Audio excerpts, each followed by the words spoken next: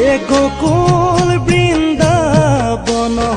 কৃষ্ণ গোসাই কানাই ধেনু চাৰে বাঁহী বজায়।